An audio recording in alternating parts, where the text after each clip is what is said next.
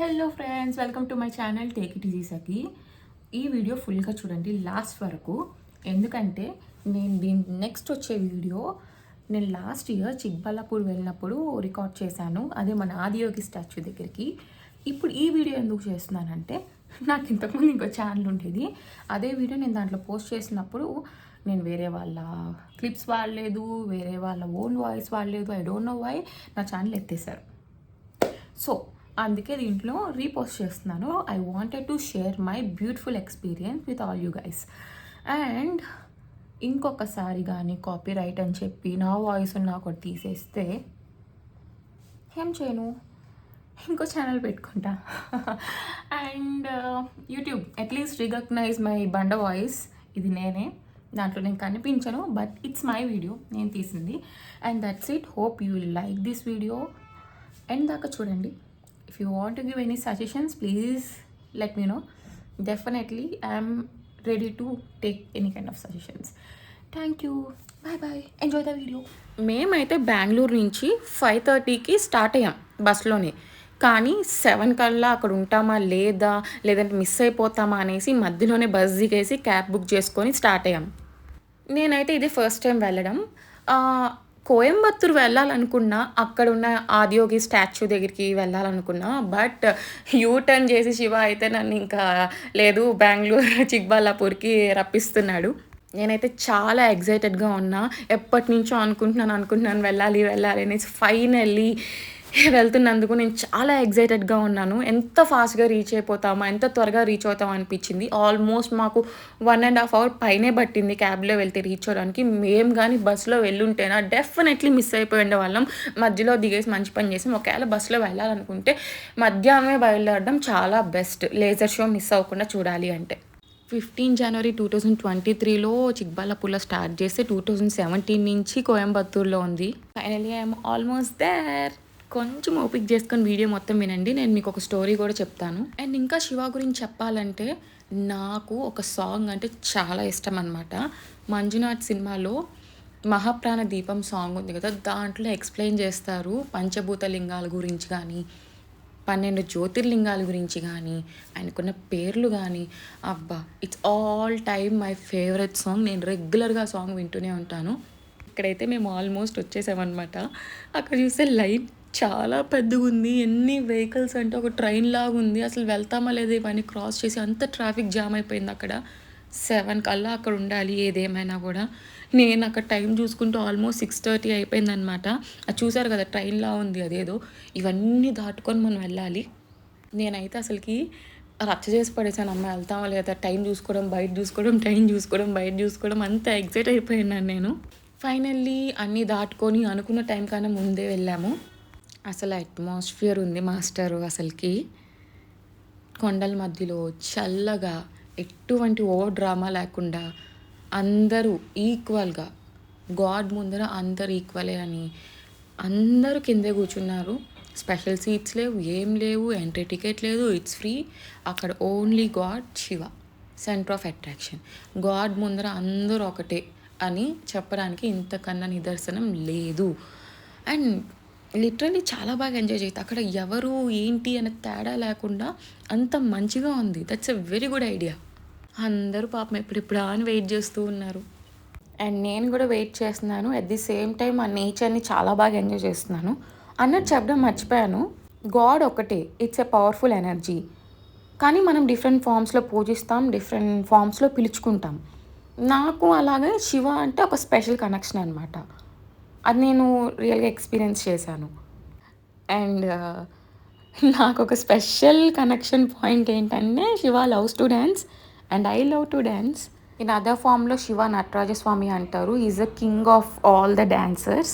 And నాకున్న wish లిస్ట్లో నా లైఫ్ అయిపోయే లోపల నేను 12 జ్యోతిర్లింగాలు చూడాలి, 5 పంచభూత లింగాలు ఖచ్చితంగా దర్శించుకోవాలనుకుంటున్నాను. దానికి సపరేట్ ట్రైన్స్ కూడా ఉన్నాయండి. నేను ఇంకా దాన్ని అంత డీటెయిల్గా చూడలేదు. బట్ నేను చూసిన జ్యోతిర్లింగాలు అయితే త్రయంబకేశ్వర్ చూశాను అండ్ శ్రీశైలం చూశాను. అండ్ పంచభూత లింగాల్లో అయితే కాళహస్తి చూశాను అండ్ అది అరుణాచలం చూశాను. అరుణాచల గిరి ప్రదక్షిణ అంటే నాకు చాలా ఇష్టం. నేను 2 టైమ్స్ చేశాను. ఇంకా కుదిరినప్పుడల్లా లైఫ్‌లో ఖచ్చితంగా చేయాలని ఫిక్స్ అయిపోయాను. నేనిప్పుడు చెప్పబోయే స్టోరీ ఏంటంటే, ఈ లేజర్ షో అసలు మెయిన్ కాన్సెప్ట్ ఏంటి, ఏం చెప్తున్నారనేసి బ్యాక్‌గ్రౌండ్‌లో సద్గురు చెప్తున్నా. మనం అంత కాన్సంట్రేట్ చేయలేము అప్పుడు. ఇన్‌ఫాక్ట్ నేను అంతే, నేనేం పెద్ద తోపుని కాదు అక్కడ. నేను అసలు ఫస్ట్ టైమ్ చూసినప్పుడు జస్ట్ చూస్తున్నా శివ శివ అనుకుంటూ అంతే. తర్వాత అసలేంటి, అసలుకి ఈ ఆదియోగి అసలు ఏంటి అని తెలుసుకున్న తర్వాత ఓకే. ఇది దానికి కనెక్ట్ అయిందా అనేసి అప్పుడు అనిపించింది. సో, నెక్స్ట్ టైమ్ ఇది తెలుసుకొని ఇంకా లైవ్‌లో చూస్తే ఇంకా డబుల్ ఎక్స్‌పీరియన్స్ ఉంటది. ఇంకా ఈ షో స్టార్ట్ అయినామంటే ఎక్కడ వాళ్ళు అక్కడ ఫోన్ తీసేసి రికార్డ్ చేయడం స్టార్ట్ చేశారు. నేనైతే ఇంకా ట్రైపాడ్‌కి కనెక్ట్ చేసేసి నేనైతే శివ శివ అనుకుంటూ జస్ట్ అక్కడ నీలమైపోయాను. ఇంకా నేను చెప్పాలనుకున్న స్టోరీ విషయానికొస్తే కొంచెం ఓపిక చేసుకొని వినండి. నాకు తెలిసిన స్టోరీ నేను చెప్తాను. తప్పులుంటే దయచేసి క్షమించండి. ఒకవేళ మీకేమన్నా అనిపిస్తే దయచేసి please let me know. I am happy to know. And మీకు తెలిసినవేమన్నా నాకు చెప్తే I am definitely happy and ready to learn and correct myself also. సరే మరి ఇంకా మొదలెడదామా? చలో. కొన్ని వేల సంవత్సరాల క్రిందట హిమాలయ పర్వతాల్లో ఒక వ్యక్తి ఆనందంతో మైమర్చిపోయి చుట్టుపక్కల ఏం జరిగినా నాకు సంబంధం లేదు అన్నట్లు డ్యాన్స్ చేస్తూ ఉన్నారు. అతను ఒక కంప్లీట్ డిఫరెంట్ స్టేట్లో ఉన్నారనమాట.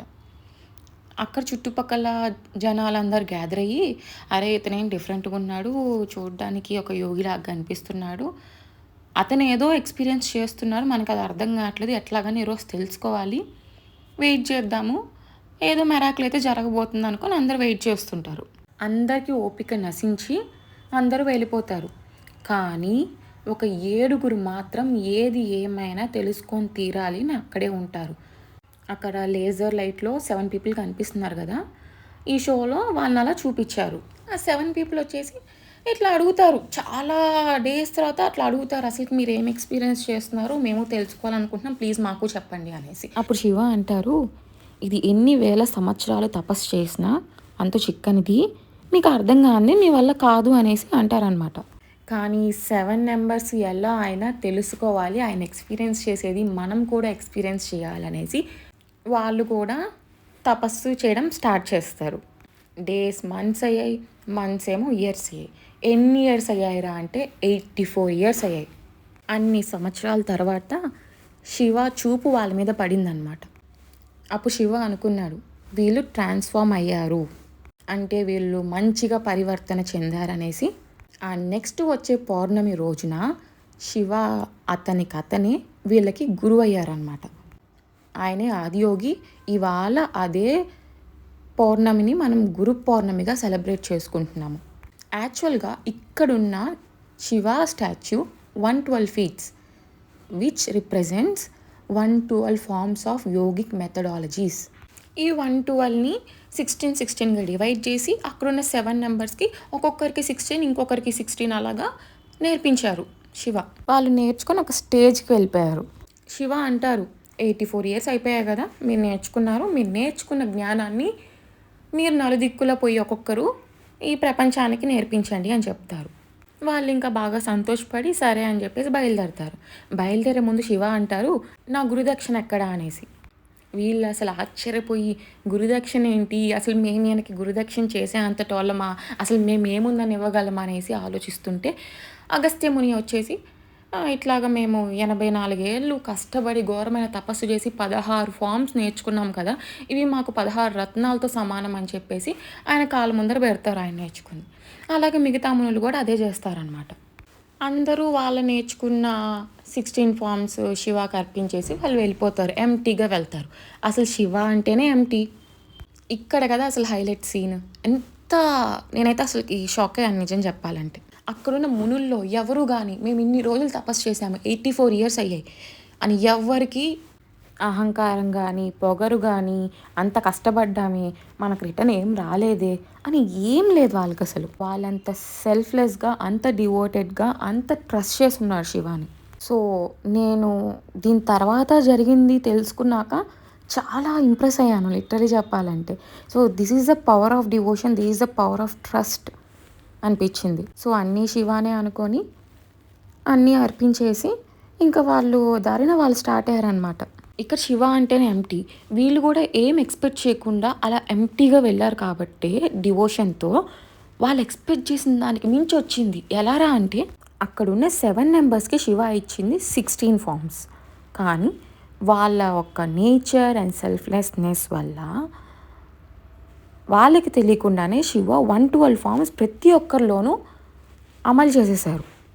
జస్ట్ ఇమాజిన్ 16 ఫార్మ్స్‌కి నీకు 84 ఇయర్స్ పట్టిందంటే 112 ఫార్మ్స్‌కి ఎన్ని ఇయర్స్ పట్టాలి? ఎంత తపస్సు కావాలి? అసలు వాళ్ళు normal human beings. That's the power of trust and loyalty and devotion. అందుకే ఆ రోజు నుంచి ఈ రోజు దాకా వాళ్ళు సప్త ఋషులుగా పేరు పొందారు. యాక్చువల్‌గా ఇది చాలా మంచి మెసేజ్. తెలుసుకోవాల్సింది ఏందిరా అంటే మనం ఇంత చేశామనేసి దాని నుంచి ఎక్స్‌పెక్ట్ చేయకుండా ఉన్నప్పుడు మనకి బియాండ్ వస్తుంది డెఫినెట్‌లీ. ఇక్కడ అర్ధనారీశ్వర రూపం కూడా మనకు చూపిస్తారు. అది ఏంట్రా అంటే పార్వతీదేవి వచ్చేసి మీరేం ఎక్స్‌పీరియన్స్ చేస్తున్నారో నేను ఎక్స్‌పీరియన్స్ చేయాలి. ఆ స్టేట్‌కి నేను వెళ్ళాలి. నాకు ఏదో ఒక వే చూపించండి అని అడిగినప్పుడు శివ ఇంకా పార్వతీదేవిని అబ్జర్వ్ చేసుకొని శివలో సగభాగం చేసుకుంటారు పార్వతీదేవిని. అదే అర్ధనారీశ్వర రూపం. Half men and half women. The combination of Shiva and Shakti. And that's it. నేనైతే చాలా వండర్ఫుల్ ఎక్స్పీరియన్స్ చేశాను. అప్పుడు నాకు తెలీదు. కానీ నెక్స్ట్ టైం నేను ఇది తెలుసుకున్నాను కాబట్టి నెక్స్ట్ టైం వెళ్ళి లైవ్లో చూడాలి.